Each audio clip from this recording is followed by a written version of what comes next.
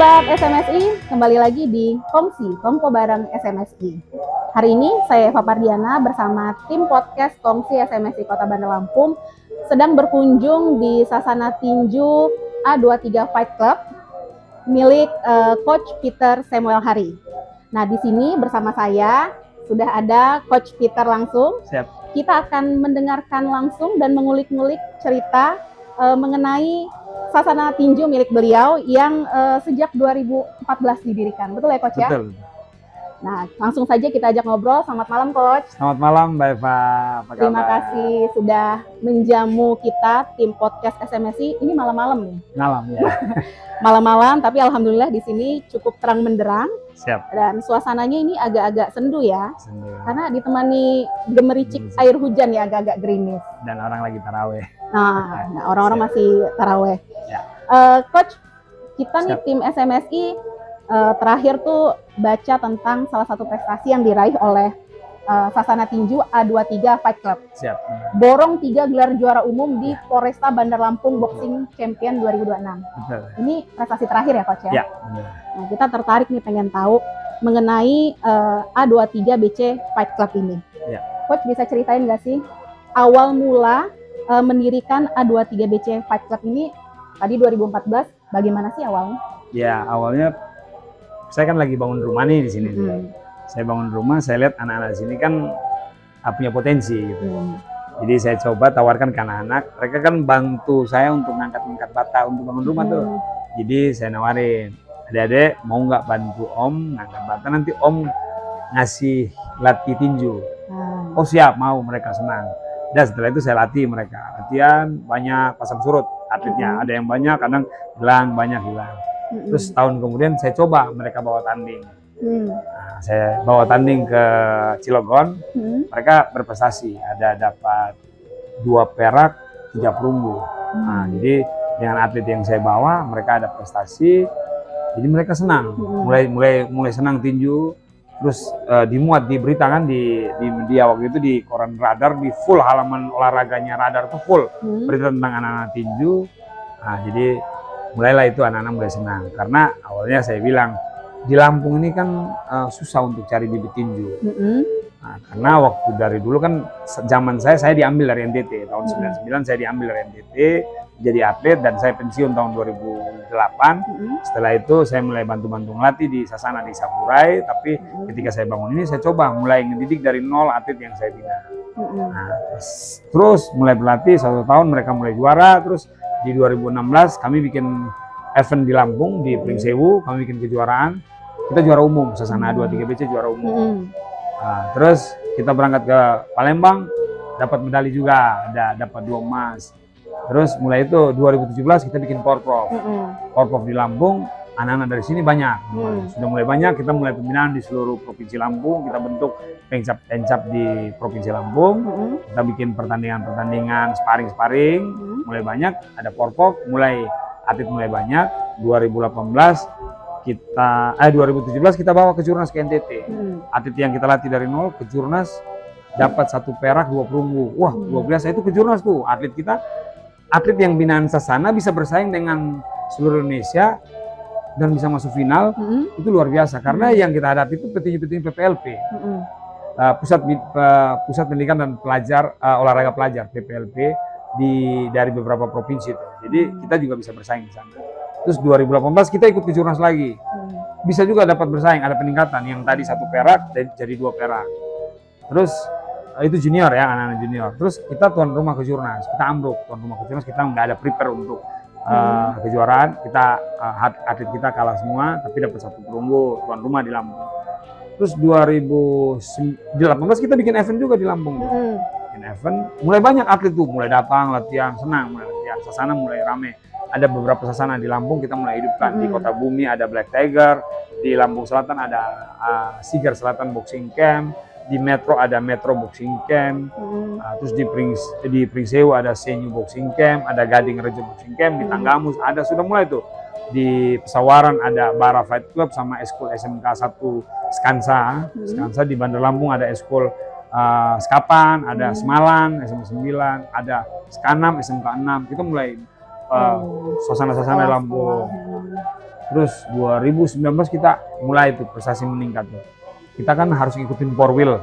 Nah, karena 2020 mau PON. Mau PON bagaimana kita bisa lolos PON-nya di 4 wheel. Nah, kita berangkat dengan atlet yang notabene masih baru-baru semua. Tapi syukur ya kita bisa dapat 3 emas di situ.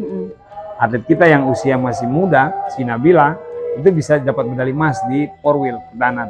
Nah, jadi suatu yang luar biasa. Tapi memang sebelumnya kita ke Jurnas Junior 2019 kan 2017 dapat 1 perak 2 perunggu, 2018 kita dapat 2 perak 2 perunggu, 2019 kita dapat 2 emas, 1 perak 1 perunggu, bawa 5 atlet, 1 nggak dapat medali, jadi 4 medali. Jadi peningkatan luar biasa. Abis itu ke 4 wheel kita dapat 3 emas, 3 lolos PON, dapat 3 medali emas, dapat 4 perunggu, tapi 4 perunggu itu nggak ada lolos. Situ teruslah berjalan. Dari 2014 yang awalnya lihat bibit-bibit pemuda yang bakat nih kayaknya tinju dari awal bangun rumah sampai sekarang, kehitung nggak itu Coach? Berapa banyak medali yang sudah dikumpulkan? Saya lupa sih medali banyak. Ya. Ratusan mungkin ya Coach ya. Coach, tadi Coach bilang Coach awalnya atlet kan ya, dari NTT akhirnya didatangkan ke Lampung untuk melatih ya? Jadi atlet. Jadi atlet dulu awalnya. Kalau dulu tuh di zamannya Coach memulai olahraga ini, bagaimana sih Coach antusiasme pemuda? Cukup sulit nggak menemukan orang-orang yang memang tertarik gitu di bidang tinju? Saya kan asli NTT. NTT itu untuk olahraga tinju olahraga favorit. Oh, di NTT waktu itu. Waktu saya ditawarkan ke Lampung, saya berpikir di Lampung juga atmosfer olahraga tinju itu sama. Ternyata berbeda jauh, 180 derajat. Kami datang cuman saya ketemu ada 2 atau 3 petinju waktu itu yang asli Lampung yang masih berlatih. Dan itulah petinju yang ada. Sedangkan kita mau mengikuti event. Jadi kita akhirnya persiapan dengan atlet yang ada aja. Jadi ya kami latih tanding dengan atlet kita yang beberapa yang dari NTT diambil. Tidak ada event di Lampung, tidak ada pertandingan. Mulai dari saya datang tahun 99 sampai dengan 2016 kami bikin di Pringsewu itu tahun 99 sampai 2016 itu baru pertama kali kita bikin event di Pringsewu, Pringsewu Expo. Jadi tidak ada pembinaan tinju di Lampung yang yang rame, yang membangun semua. Pembinaan itu nggak maksimal. Jadi bagaimana kita mau mendapat suatu prestasi maksimal, tapi kita tidak pernah membina secara maksimal. Nah, itu. Nah di situ ketika saya tahu strategi membangun tinju, membina tinju, teman-teman di Lampung tuh bilang begini, di Lampung tuh nggak cocok dengan olahraga tinju. Oh, sempat ada yang bilang gitu? Bilang begitu, karena kenapa tuh? Di Lampung tuh lebih cocok angkat besi, karena memang juara dunia di Lampung kan angkat besi kita tahu. Nah, tapi saya bilang apa iya sih gitu. Kalau kita memang tidak bina secara maksimal, ya pasti nggak bakal bisa maksimal. Tapi saya coba latih anak-anak ini kan bisa berhasil kok. Anak-anak bisa juara di nasional kok. Karena saya target bagaimana anak-anak bisa juara nasional. Tapi kalau untuk mau juara daerah mah gampang, saya bilang begitu kan. Kita cukup latihan seminggu 3 kali, bersaing dengan sasana-sasana yang ada, kabupaten kota yang ada, kita bisa juara untuk level yang. Tapi kalau kita mau bersaing ke nasional, kita harus berlatih lebih maksimal, programnya bagus, kita harus harus meningkatkan sumber dayanya, kemampuannya, harus kursus-kursus belajar, ikut pelatihan pelatih, wasit pun juga kita bikin, kita di daerah harus bikin kompetisi, kita berlatih tiap hari atlet. Karena kenapa atlet tidak bisa juara maksimal? Karena komposisi porsi latihan itu tidak terpenuhi. Sama aja ibarat begini, kita sehari makan sekali, kalau diilustrasikan ke makanan, kita sehari makan sekali tapi kita minta kenyang. Sedangkan provinsi lain itu makan sehari 3 kali. Sama artinya gini, kita lihat atlet latihan seminggu 3 kali mau mimpi juara nasional nggak bakal bisa. Nah, tapi kita harus latihan tiap hari karena ada porsinya. Ada porsi dia latihan seminggu 6 kali dan sampai seminggu 10 kali itu ada program-program latihan yang harus kita kasih ke mereka, ke atlet. Baru dia bisa berprestasi maksimal. Kalau di sport science itu mengatakan 600 jam dalam setahun baru dia bisa, minimal itu 600 jam itu baru dia bisa bersaing di skala nasional. Nah, 600 sampai 1200 jam atlet itu harus dilatih bagaimana? Setiap sehari harus 2 kali latihan, minimal sekali latihan. Baru bisa kita bicara nasional. Nah, itu. Artinya untuk benar-benar menghasilkan bibit-bibit atlet yang potensial di Lampung, perjuangannya lumayan panjang juga ya Coach ya. Tapi kalau itu kan kondisi dulu. Nah ini sekarang setelah Coach berkecimpung di dunia tinju di Provinsi Lampung, kayaknya udah mulai banyak nih Coach. Saya lihat beberapa kali ada teman-teman yang anaknya latihan di sini juga, ternyata udah mulai rame nih. Ada berapa sekarang Coach yang dilatih di A2BC Fight Club ini? Ya, jadi kalau member di klub saya itu hampir 300-an. Kalau member tuh. Tapi yang aktif latihan nggak segitu. Jadi saya ada bagi program tuh. Ada program kids. Kids tuh anak-anak kecil tuh, anak TK mulai dari 4 sampai 12 tahun tuh masuk kids. Pokoknya anak TK dan SD itu kids boxing. Itu yang latihan tuh paling sedikit 4 orang, paling banyak 20-an orang. Nah itu seminggu 2 kali. Itu ada program latihannya. Tapi lebih mengedepankan fun-nya. Terus bagaimana anak-anak itu senang, happy. Bagaimana anak-anak itu bisa latihan koordinasi. Bagaimana anak latihan pembentukan karakter. Jadi mereka tuh diajarin disiplin, diajarin sosialis dengan teman, bermain dengan teman. Jadi latihan itu banyakkan bermain, anak-anak kecil. Terus ada yang program kedua kelas naik, kelas malam. Itu kelas malam tuh untuk yang pemula. Nah yang pemula tuh itu silih berganti atletnya. Wah, datang latihan 1 tahun hilang, datang lagi. Tapi jadi membernya banyak. Jadi di grup tuh hampir 300-an tuh. Jadi itu ada kelas naik. Kalau latihannya itu seminggu malamnya 2 kali, Senin dan Kamis itu jam habis Isya, jam 7 lewat atau setengah 8 itu sampai jam setengah 10, jam 10-an. Itu paling sedikit biasa 10 orang, paling banyak 50 orang. Tempat sekecil ini latihan 50 orang. Jadi mereka ada sistem, ada berapa tempat kita bagi itu, berapa porsi itu.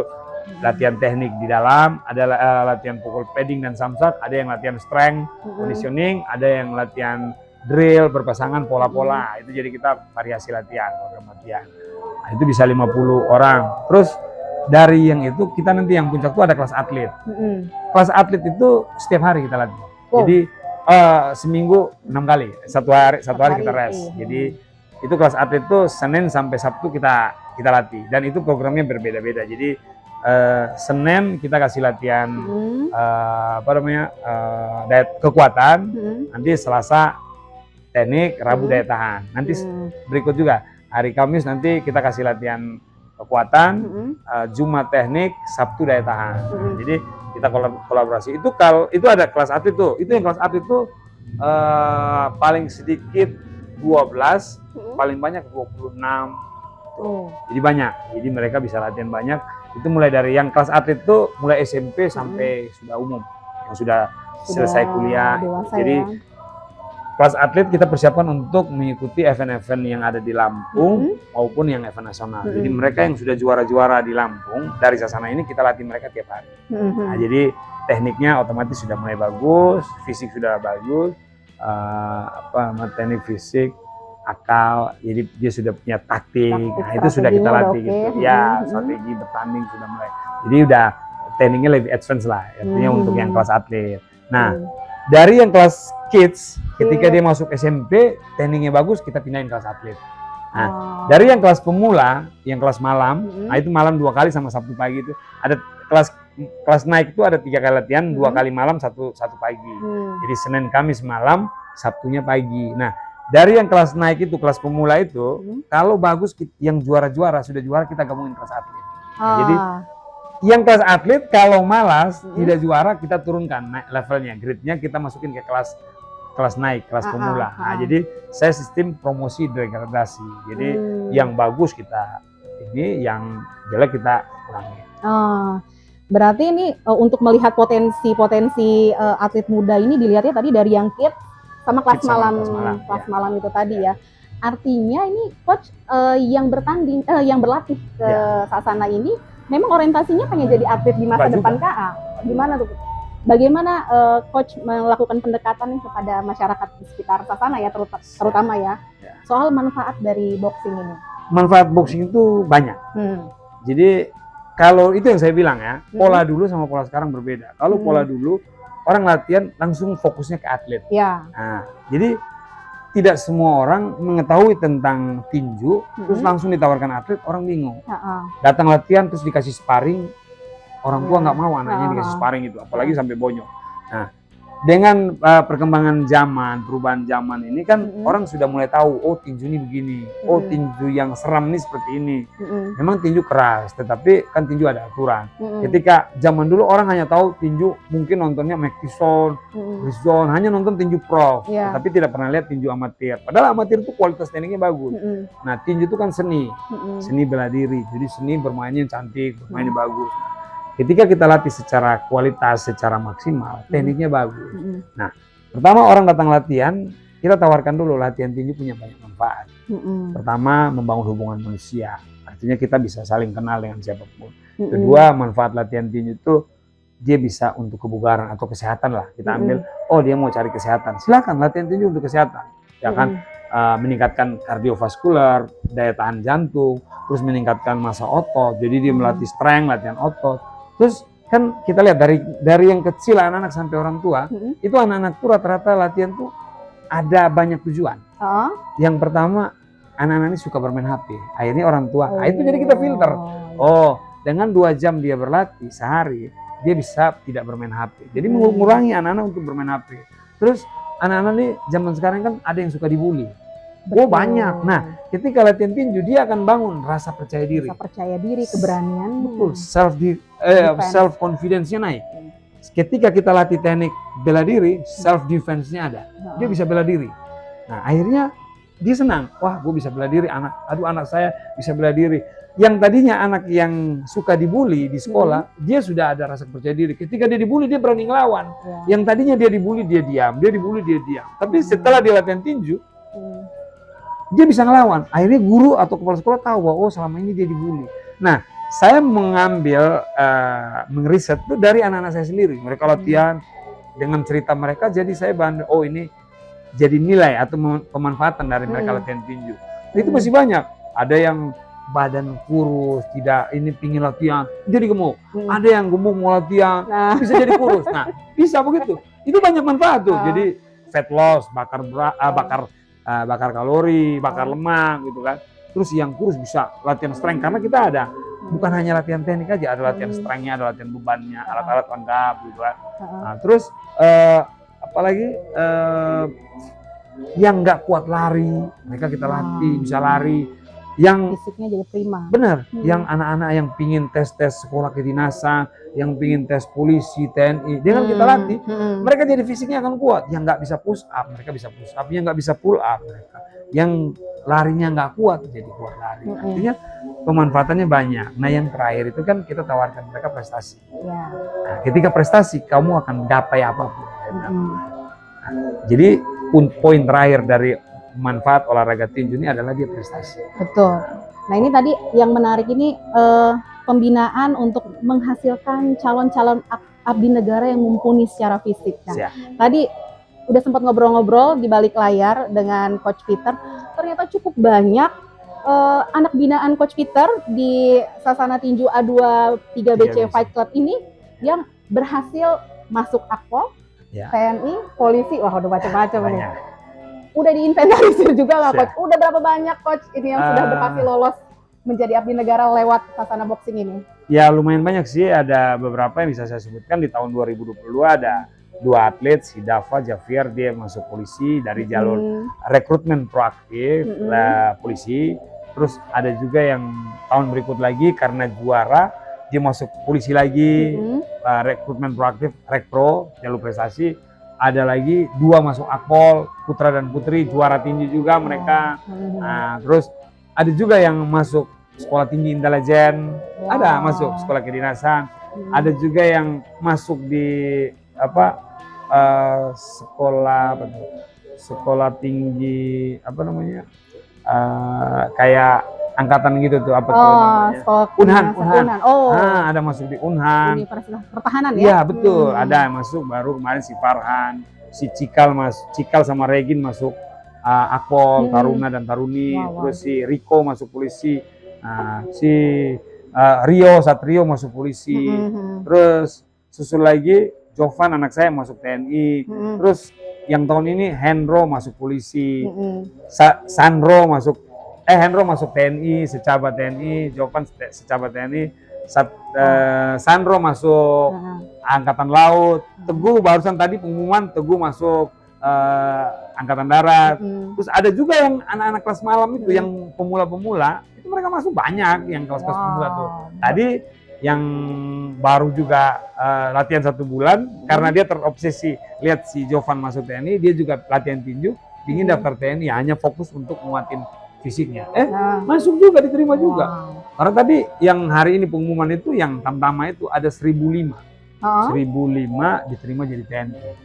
Yang pengumuman hari ini pengumuman ya tadi. Hari ini nih. Jadi anak-anak muda kita salurkan bakat mereka tuh di tinju. Ketika mereka berprestasi, mereka punya piagam. Piagam tuh bisa pakai untuk dapat pekerjaan. Kuliah aja gratis. Banyak kan anak sini kuliah gratis kok. Lewat jalur prestasi tadi. Ya. Habis itu mereka dapat pekerjaan, masuk TNI, Polri, sekolah-sekolah kedinasan. Itu kan lewat jalur prestasi. Artinya mereka melampirkan piagam dan mereka memperagakan teknik bela diri yang bagus. Ada poinnya. Nah, kalau tadi dengar begitu banyaknya anak binaan coach yang berhasil berkarir ya, dalam prosesnya ini coach ikut mengarahkan kan atau gimana coach? Ya, saya pasti mengarahkan. Oh, jadi mengarahkan. Ya. Jalur-jalurnya itu udah kita kasih tahu ya coach ya. Betul. Bahkan kalau di sini kan kita latih secara fisik kan, lebih ke fisik, mental, karakter kita bentuk. Anak-anak kita bentuk karakter. Karena saya selalu tanamkan seorang juara dunia kalau tidak punya attitude 0 nilainya. Nah, itu juara dunia, apalagi kalau cuma juara di Lampung atau juara nasional atau SEA Games atau Asian Games. Juara dunia tidak punya etika aja 0 nilainya di mata saya, dan itu semua pasti mengatakan begitu. Makanya saya selalu tanamkan etika nomor 1. Kalau etika nomor 1 itu peluang itu dimanapun akan diterima. Mau kerja mau apa pasti hidupnya nyaman. Setuju nih. Kita punya self defense, self confidence, tapi kalau attitude-nya kurang bahaya nih, bisa dipakai macam-macam di luar coach. Betul. Makanya dari kecil kita latih karakter mereka. Melatih tanggung jawab, anak-anak harus bertanggung jawab terhadap diri mereka sendiri, terhadap pergaulan. Mereka kita arahin. Oh, kalau atlet itu enaknya atlet ya. Kita tahu, bergaulnya ke sini, dilarang ini, istirahatnya jam segini, main HP-nya ada batasan, ibaratnya kalau pacaran pun ada batas umurnya, sudah umur berapa baru boleh pacaran. Nah itu kita arahin semua. Diingetin juga diingetin. Kita nih jadi pelatih itu banyak, sudah jadi pelatih, jadi orang tua. Kadang-kadang jadi kayak tim medisnya, kadang jadi tim measurenya, harus bisa ngurut atlet. Nah terus kadang kalau atlet ketemu atlet yang susah kan kita harus bantu juga. Kadang-kadang harus jadi banknya dia. Nah itu pelatih itu super, makanya pelatih itu harus super. Luar biasa pengorbanannya. Iya, harus bisa seperti itu. Karena namanya kita membangun. Ya kan? Membangun itu kan harus semua segi kita bangun. Bahkan nanti kalau atlet dia sudah tamat SMA, kita bimbing dia kuliah. Kalau dia mau daftar-daftar gitu kan, pasti dia ada kekurangan kan dari nanti tes pengetahuan umum, nah terus tes akademiknya atau psikotesnya. Nah kita suruh arahin dia untuk bimbel. Nah kita arahin bimbel, kita cari teman-teman yang punya bimbel yang bagus, yang sudah punya standar bagus, yang sudah terbukti, ya kita arahin ke sana bimbel. Nah, nanti dia begitu. Karena memang endingnya kita berolahraga kan kita punya masa depan, ya kan? Kita berprestasi olahraga, terus itu anak-anak sudah prestasi. Spot achievement-nya bagaimana dia bisa mendapat reward dari itu. Wah ini ternyata Coach Peter nih nggak cuman berkorban tenaga, waktu, tadi biaya juga. Kalau itu kan dia akan mengalir sendirinya. Artinya kan kita tujuan untuk membangun anak-anak. Nah ini Coach, di belakang kita ini udah kita lihat banyak sekali piagam dan ini hanya sedikit sebagian kecil. Benar. Ini kita lihat di dalam rumah Coach Peter nih sudah banyak banget, satu lemari ini isinya piala semua. Piala yang diraih oleh anak binaan Coach yang paling membanggakan apa nih? Apa ya? Kalau prestasi sih, kalau piala ini kan hanya simbol, tapi prestasi itu kan ada, prestasi tertinggi ada. Jadi atlet kita kemarin tuh prestasi tertinggi itu juara 2 SEA Games. Juara 2 SEA Games. Juara 2 SEA Games itu membawa nama negara. Nah, itu prestasi luar biasa. Nah, dan itu sejarah. SEA Games 2005 kemarin ya Coach? Iya, yang di Thailand. 2025 SEA Games ke-33 di Thailand tahun 2005. Atlet tinju kita berprestasi mendapat medali perak. Wow. Nah, itu kalau nggak lawan tuan rumah pasti bisa emas. Dan itu juga kelihatan, kita lihat tuan rumah sedikit kecurangan lah kita tahu, tapi ya nggak apa-apa sih, kita terima aja sih. Kita maklumin. Nah, Nabila Maharani ya. Nabila Maharani ya, kemarin mungkin sudah tahu. Dia akhirnya dapat reward oleh presiden, dapat reward oleh wali kota Bandar Lampung selaku Prokoni, kan bagus, apresiasi terhadap atlet berprestasi. Dan infonya juga dia dapat penghargaan dari Kapolri untuk masuk ke Polri lewat jalur rekrutmen proaktif, jalur prestasi. Mudah-mudahan itu bisa tercapai, kan enak kan? Kalau udah prestasi apa aja bisa dapat. Gitu. Nah, sekarang nih Coach melihat potensi anak-anak muda Lampung sudah cukup banyak belum nih yang bisa kita latih untuk jadi atlet tinju profesional di masa mendatang nih? Ya banyak sih, artinya atlet-atlet yang juara itu.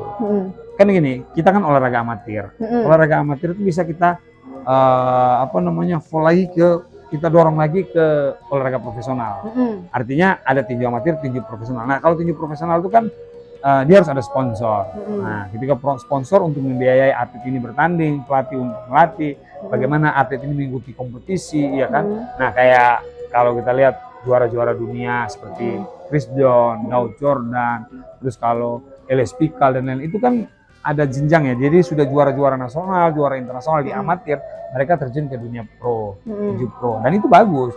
Nah, jadi di Indonesia sekarang itu ada 2 badan tinju. Oke, apa gitu Coach?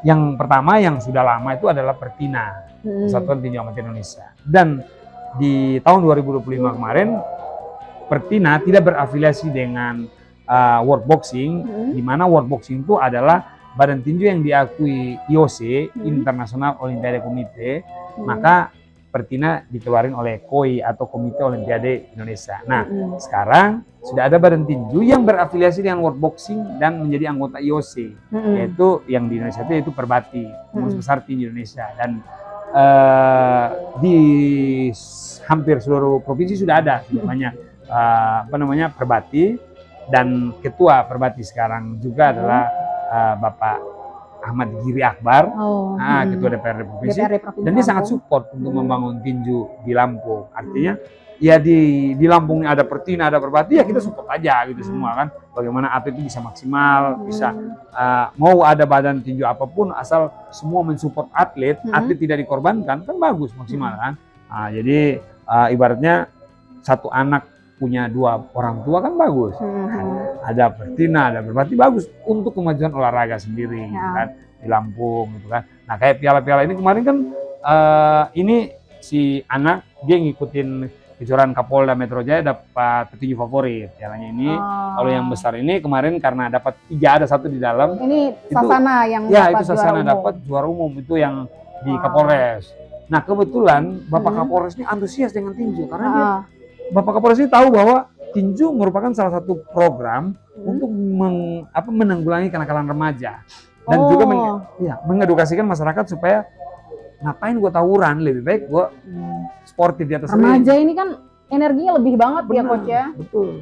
Jadi lebih baik diarahkan ke olahraga, boxing. Ya. Daripada gue tawuran di luar, lebih baik gue tanding di atas ring. Di atas ring juara, gue dapat hadiah, dapat medali, dapat piagam, dapat piala lagi kan.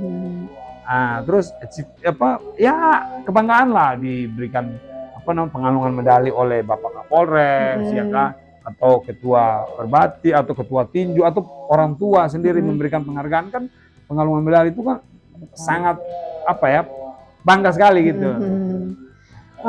Coach, siap. Setelah belasan tahun ya dari 2014 ini mulai berdiri, ada nggak sih sukanya? Pasti ada. Tadi ada prestasi-prestasi itu pasti jadi kebanggaan buat saya. Dukanya Coach. Oh banyak. Suka dukanya itu ada. Suka dukanya itu ada. Suka dukanya apa sih Coach? Yang paling suka dan yang paling duka? Paling suka itu atlet berprestasi. Jelas. maksimal, disupport oleh daerah, itu kita bangga sekali, dan kita bisa menciptakan sejarah tinju di Lampung, itu sukanya, ya kan, atlet bisa berprestasi maksimal. Terus kalau dukanya itu yang paling saya sedih, dan saya selalu nangis kalau atlet saya kalah. Nah, saya paling pantang kalau bagaimana saya melatih atlet tanding itu dia kalah, itu saya sedih sekali. Nah itu apa ya, ada kekurangan apa gitu saya kan melatih atlet. Kadang-kadang saya sampai marah dengan atlet karena saya bilang tinju ini berbeda. Tinju berbeda dengan olahraga lain. Menurut saya, karena saya tekuni tinju tuh olahraga catur itu berat. Betul. Berat sekali, angkat kuda kan. Wah, angkat kuda. Mikirnya berat sekali gitu kan. Angkat kuda, mikir bisa lama. Tinju nggak bisa mikir lama-lama tinju. Udah gitu kita nggak mukul, kita dipukul. Bayangkan kalau kepala kita mau dipukul terus kan. Nah untuk itu kita latih tinju supaya secara maksimal, supaya cerdik, pintar. Tinju juara itu nggak ada yang bodoh, saya bilang. Tinju itu orang pintar. Karena dituntut berpikir taktis. Iya, harus berpikir cepat. Orang-orang pintar tuh juara semua, pasti itu. Dan zaman dulu orang bilang, kalau petinju harus kerjanya jadi satpam, jadi bodyguard, tukang pukul. Saya bilang salah, saya bilang. Justru petinju itu berpikirnya cerdik, dia cepat, dia berpikir rasional banget. Bagaimana harus mengeluarkan pukulan dengan momentum yang sesingkat-singkat, waktu yang singkat, dia harus reaksi. Nah itu. Dan empatinya, orang tinju itu empatinya luar biasa. Karena tinju, apa ya, kita beradu, main pukul-pukulan, selesai langsung pelukan. Kalah menang urusan belakang. Yang penting kita pelukannya itu, kekeluargaan. Beda dengan yang lain. Main tinju nggak ada main bola di atas ring. Tapi main bola bisa main tinju di atas lapangan. Ya kan? Betul. Karena tidak sportif. Beda sama tinju. Nah, itu kerennya. Saya selalu bilang di situ. Nah, Coach, apa sih yang menjadi mimpi awal Coach waktu memutuskan untuk mendirikan ini? Apakah mimpi awal itu sudah terwujud? Atau adakah mimpi besar ke depannya nih yang Coach ingin capai melalui A23 BC Fight Club ini? Ya, awal-awal sih kita hanya berpikir bagaimana bisa menyalurkan bakat anak-anak, kita kumpulin anak-anak untuk latihan tinju. Tapi saya punya misi besar. Waktu saya diambil dari NTT jadi atlet, saya ketemu wartawan senior. Almarhum siapa? Irianto Hatta. Pernah dengar? Itu bagus. Dia bilang sama saya, artinya ada beberapa momen sebelum dia meninggal itu, dia ngomong bahwa tujuan saya diambil dari NTT menjadi atlet dan untuk juara PON. Juara PON champion itu emas. Nah sampai sekarang cita-cita saya pingin atlet Lampung mendapat medali emas di PON itu dari tangan saya. Saya rasa harusnya bisa kemarin. Tapi karena kemarin di PON PON Sumut kita dicurangin, itu asli sakit hati saya bilang begitu. Nah, habis PON Sumut, atlet saya yang cewek si Nabila itu, seleknas, saya sengaja temuin sama lawan-lawan yang di kelas dia, yang ngalahin dia. Dia ngalahin semua kok. Dan sebelumnya saya sudah ngukur, harusnya dia yang juara. Tapi ya itu karena entah gimana kita dicurangin, itu udah rusak semua pertandingan lain. Saya sampai di bench kan saya diliput sama TV One. Saya diusir, tidak boleh dampingi atlet. Bayangkan pelatih yang mendidik atlet dari SD, SMP, yang dari kecil saya latih dia. Sudah pas di PON-nya saya diusir, tidak boleh dampingi. Nah, itu saya bilang. Itu momen-momen cukup emosional juga ya. Emosional banget. Berarti ini belum kesampaian ya untuk dapetin, tapi udah dapet SEA Games nih Coach. SEA Games itu prestasi internasional ya. Artinya untuk Indonesia, tapi untuk Indonesia saya juga kepingin atlet lebih maksimal ya. Bagaimana atlet bisa lolos Olimpik ya, Olimpiade ya. Tapi di Lampung sendiri ketika berbicara sebagai masyarakat Lampung, saya kepingin atlet bisa mendapat medali emas di PON. Mungkin setelah ini nanti. tahun berapa nih Coach? 2028. Oh, saya harus kepingin besar. Apalagi NTT daerah saya. NTT kan daerah saya ingin tunjukin ke NTT saya bisa menciptakan atlet Lampung juara emas. Sekarang kita bisa samain nggak antusiasme boxing di NTT dengan di Lampung? Di sama NTT dong. masih. NTT memang daerah tinju ya, orang senang tinju. Sekarang Lampung kita bikin orang senang tinju. Lampung itu haus akan tinju. Masyarakat Lampung tuh kepingin ngadain event tinju. Selalu ada yang DM saya, ada yang chat saya, coach kapan event. Saya bilang, ini nanti April, tanggal 23 sampai 26, Metro ada bikin event yang kedua, Metro Boxing Championship. Nah, anak-anak kita akan siapkan. Nah, habis Metro, terus itu di bulan April ya. Bulan Mei itu teman-teman dari Laskar Lampung, Kota Bandar Lampung, DPC itu mau bikin event Gubernur Cup bersama Perbati, mau bikin event Gubernur Cup open, ada Lampung, ada nasional juga kita undang. Se-Indonesia ya? Iya. Terus itu di bulan itu, saya kemarin sharing juga dengan Bapak Kapolres, mau bikin Bayangkara boxing class yang kedua. Mungkin di HUT Bayangkara tuh, antara bulan Juni atau Juli ya, itu mau bikin event. Nah terus kami dari Boxing A23BC itu ada event rutin, Lampung Fight Night. Jadi kita bagaimana atlet-atlet Lampung kita bangun. Nah antusias masyarakat awam yang belum pernah tanding tinju, itu mereka kepingin Lampung Fight Night kapan, Lampung Fight Night kapan. Nah selain event-event yang Metro, terus Gubernur Cup, sama Bayangkara Boxing Class, kita akan bikin Lampung Fight Night juga, Vol 5. Itu Vol 1, 2, 3, 4 itu wah lumayan, senang sekali masyarakat Lampung. Nah, yang rencana Vol 5 itu kami mau bikin yang unik. Kami mau cari influencer. Nah, kami mau cari influencer untuk mereka main di situ. Ya dong, tapi kita cari sponsor, berusaha itulah. Nah, ini sekalian nih panggilan buat sponsor yang tertarik untuk membiayai ya, mensupport eventnya A23BC Fight Club nanti nih. Ya, jadi yang terdekat April ya Coach ya? Yang terdekat April, itu di Metro ada. Terus Mei di Pekor rencana Gubernur Cup.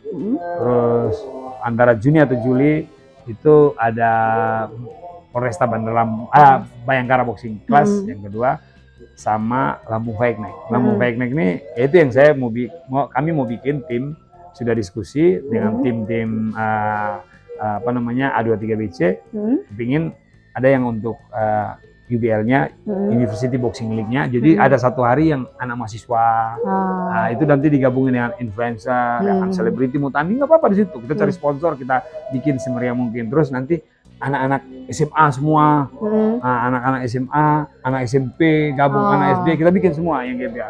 Terus nanti yang umum, masyarakat umum. Jadi kayak masyarakat yang dia tidak masuk dalam mahasiswa, tidak masuk dalam pelajar, kita bikin dalam satu momen, digabungin juga dengan influencer. Jadi kita fasilitasi masyarakat Lampung untuk bertanding. Dan juga kita berharap teman-teman di Lampung ini kan banyak nih perusahaan-perusahaan atau apa ya yang bisa membantu mensponsori ini, kami sangat berharap.